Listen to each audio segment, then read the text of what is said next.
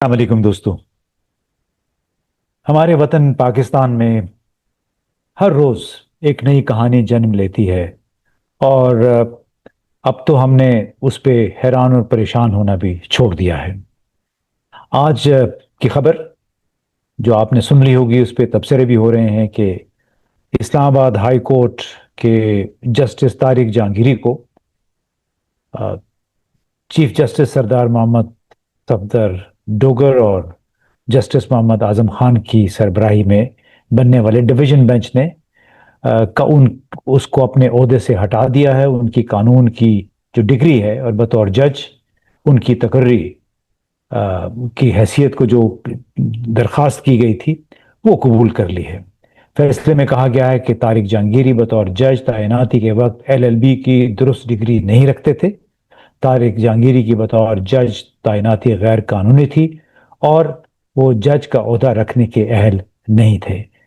انہوں نے یہ ہدایت کی جسٹس کو کہ اپنی تقرری اور بطور جج تصدیق کے وقت غیر مؤثر اور غیر قانونی ڈگری رکھنے کے باعث فوری طور پر اپنے عہدے سے دستبردار ہو جائیں.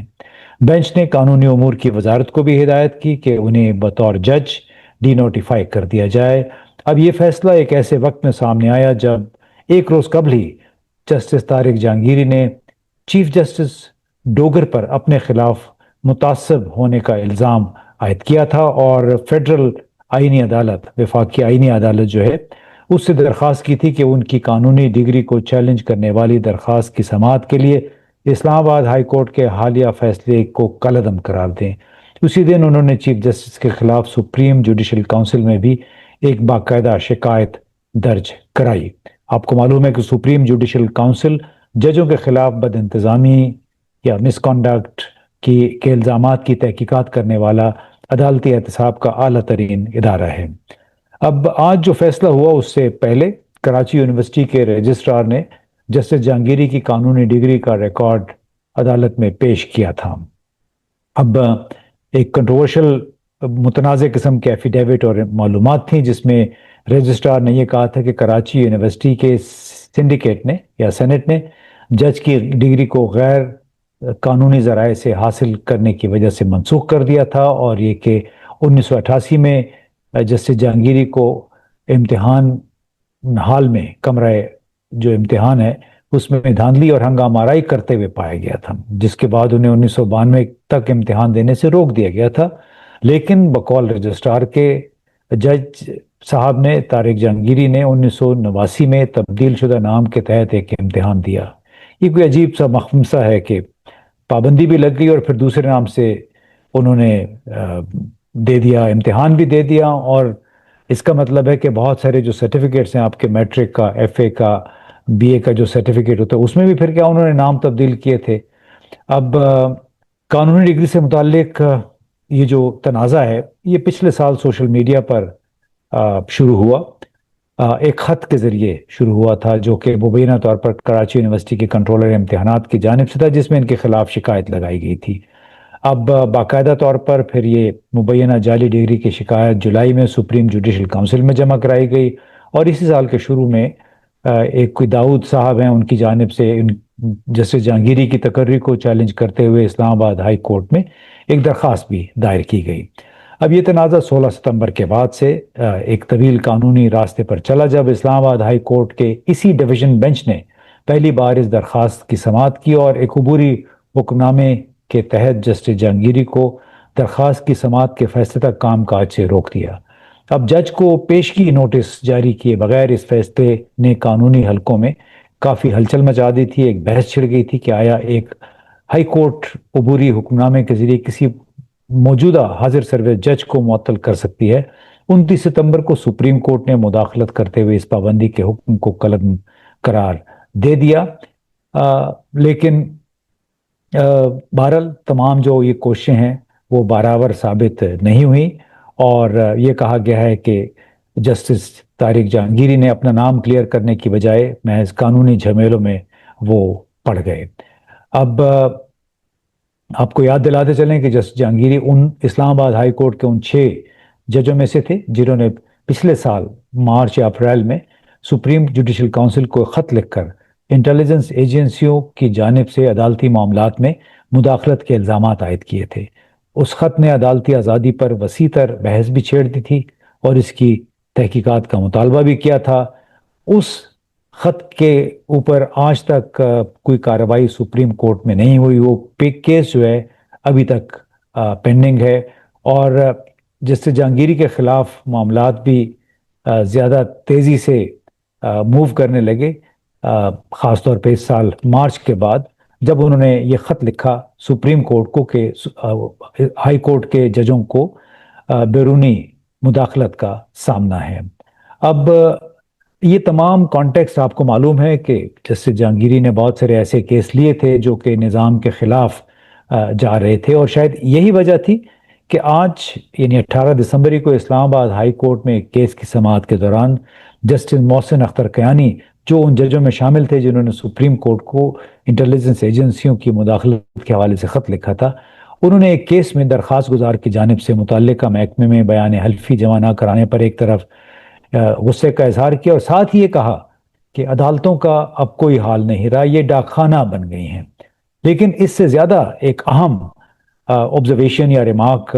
جسٹس محسن اختر کیانی نے دیا تھا نومبر میں ایک کیس کی سماعت کے دوران۔ اس میں انہوں نے یہ کہا کہ پاکستان میں اب کلچر ایسا بن گیا ہے کہ کوئی اگر اپنے حق کے لیے عدالت چلا جائے تو پھر اس کو بعد میں سبق سکھایا جاتا ہے۔ کسی کے خلاف عدالت اگر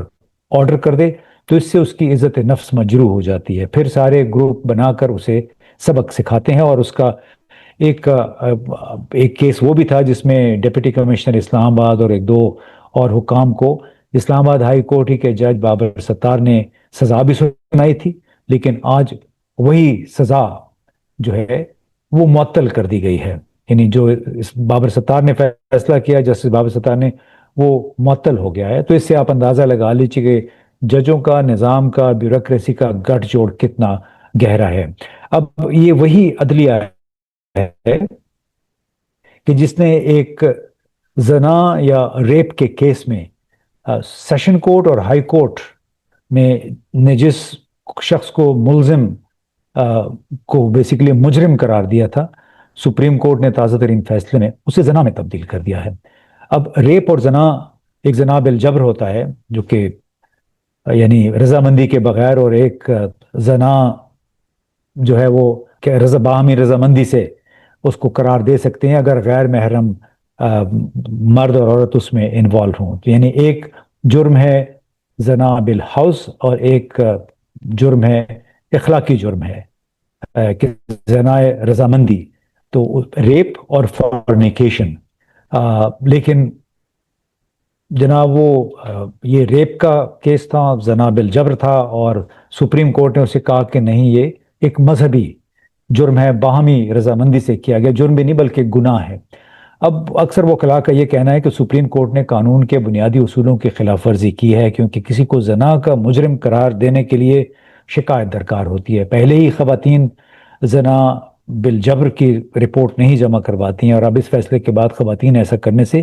مزید خوفزدہ ہوگی، کیونکہ سپریم کورٹ کا فیصلہ اس طرح متنازع ہے کہ اس نے رضامندی کے اہم سوال کو یکسر نظر انداز کر دیا، جو کہ ان دونوں میں بنیادی فرق کی لکیر ہے۔ تو یہ وہ کانٹیکسٹ ہے، اب دیکھیے کہ کس طرح اب ججوں کی سوچ بھی آپ دیکھیں، اور یہ کس کانٹیکسٹ میں ہوئی۔ وہ مشرف زیدی صاحب جو وزیر اعظم کے ترجمان ہیں، انہوں نے اسکائی نیوز پہ ایک انٹرویو میں بڑی انہوں نے باتیں کی، اس پہ میں بعد میں آتا ہوں، لیکن ایک بڑا تشویشناک انکشاف بیرسٹر سلمان اکرم راجہ نے کیا ہے، وہ یہ ہے کہ اب ایک نوٹیفیکیشن کر دیا گیا ہے جس کے مطابق جیل، ٹرائل اور عدالت میں بھی عمران خان یعنی سابق وزیر اعظم کو پیش نہیں کیا جائے گا، بلکہ ان کی کوٹھلی میں ہی ایک بند موبائل فون لے کر جایا جائے گا، اور وہ جج کو ویڈیو کال پر دکھائیں گے کہ عمران خان کال کوٹھلی میں موجود ہیں، اور جج انہیں کمرہ عدالت میں تصور کرے گا، یعنی ویڈیو کال کے ذریعے۔ اب جیل ٹرائل کے دوران بھی عمران خان سے کسی کی ملاقات نہیں ہوگی۔ ایک طرف تو یہ ہے سلمان اکرم راجہ کا انکشاف، دوسری طرف آپ نے مشرف زیدی کا انٹرویو بہت اس پہ لے دے ہو رہی ہے، تو تیمور سلیم جھگڑا صاحب نے جو پی ٹی آئی کے ایک مرکزی رہنما ہیں، انہوں نے ایک بڑی دلچسپ ٹویٹر پہ ایک تھریڈ ڈالا ہے، وہ اردو میں اس کا ترجمہ آپ کو سنا دیتا ہوں۔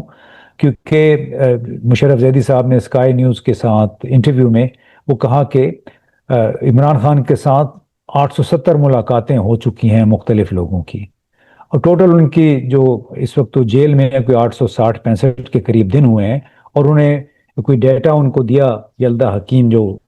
اسکائی نیوز کی اینکر تھی کہ 870 ملاقاتیں ان کی ہو چکی ہیں، یعنی 860 دنوں میں خان کو اس کا مطلب ہے کہ روزانہ ایک سے زیادہ الگ الگ ملاقات کی اجازت دی گئی، جو کہ سراسر جھوٹ ہے، کیونکہ شاید کسی سیکشن افسر نے یہ تمام اعداد و شمار اکٹھے کر کے مشرف زیدی صاحب کے حوالے کر دیے ہوں گے۔ اور بہت واضح ہے کہ جس بابو نے بھی یہ ڈیٹا ترتیب دیا ہے، اس نے جو 3 بہنیں ہیں نورین، عظمیٰ اور علیمہ خان، ان کی جو 15 منٹ کی ملاقات ہے اس کو بھی شاید 3 الگ ملاقاتیں اس نے گن دی۔ اس طرح 5 وکلا کی خان کے ساتھ آدھے آدھے گھنٹے کی ملاقات جو ہوئی، گفتگو ہوئی، اس کو 5 الگ ملاقاتیں انہوں نے شمار کر ڈالی۔ اور اسی طرح کی آل فال عمران خان کو اکتوبر 2024 کے بعد سے جیل کی کنٹرول سماعتوں کے علاوہ کسی بھی سیاسی ساتھی سے ملاقات کی اجازت نہیں دی گئی تھی، بلکہ حال ہی میں جب عظمیٰ ان سے ملی تھیں تو وہ کوئی 1 مہینے کے بعد عمران خان کی ملاقات ہوئی تھی۔ اب کئی ہفتوں تک ان کو کسی ملنے کی اجازت نہیں دی گئی، اور وکلاء کو بھی بنیادی رسائی سے محروم رکھا جاتا ہے۔ اور ہر ہفتے یہ منظر بھی دیکھنے کو ملتا ہے کہ جب خان کا خاندان اس حقیقت کے خلاف احتجاج کرتا ہے، عدالتی احکامات پر بھی عمل نہیں ہو رہا ہے۔ ان عدالتوں نے حکم دے رکھا ہے، شاید اسی کانٹیکس میں جسٹس محسن اختر کیانی نے کہا کہ عدالتیں تو اب محض ایک ڈاک خانہ بن گئی ہیں، ان کی احکامات پہ عمل درآمد بھی نہیں ہوتا، جیسے ڈپٹی کمشنر اسلام آباد کے اور دوسرے جو افسران تھے ان کو بھی جو سزا سنائی گئی تھی اس پر عمل درآمد کوئی نہیں ہوا تھا۔ اور آپ نے دیکھا کہ اپنے بھائی سے ملاقات کی خاطر جو انہوں نے دھرنا دیا ہوا ہے 3 بہنوں نے، ان پہ کس طرح واٹر گنز کے ذریعے 3 دفعہ ان کو وہاں سے منتشر کرنے کی کوشش کی گئی ہے۔ تو یہ وہ کانٹیکسٹ ہے جو بڑا ضروری تھا آپ سب کو بتانا کہ کس طرح جو مشرف زیدی صاحب کا انٹرویو ہے اسکائی نیوز پہ، اس کے ابھی بخیے ادھڑے ہیں، کتنا اس میں جھوٹ بولا گیا، اور کس طرح اس تمام پس منظر میں اسلام آباد ہائی کورٹ کے جسٹس طارق جہانگیری کو آج یعنی 18 دسمبر کو اپنے منصب سے محروم کر دیا گیا ہے، 29 سال بعد ان کی ڈگری کو جعلی قرار دے کے، بالکل ایسے ہی جیسے جسٹس صفدر شاہ تھے جنہوں نے ذوالفقار علی بھٹو کیس میں اختلاف رائے کیا تھا، اور جو اختلاف رائے انہوں نے کرنا شروع کیا تھا تو پھر ان کی بھی میٹرک کی ڈگری متنازع قرار دی گئی تھی، جعلی قرار دی گئی تھی، اور بڑی مشکل سے وہ یہاں سے جان بچا کے پھر لندن چلے گئے تھے۔ تو یہ ہے جناب ہمارے پاکستان میں اس وقت عدلیہ کی صورتحال، رول آف لاء کی، قانون کی عملداری کی۔ آگے دیکھیے ہوتا ہے کیا۔ بہت بہت شکریہ۔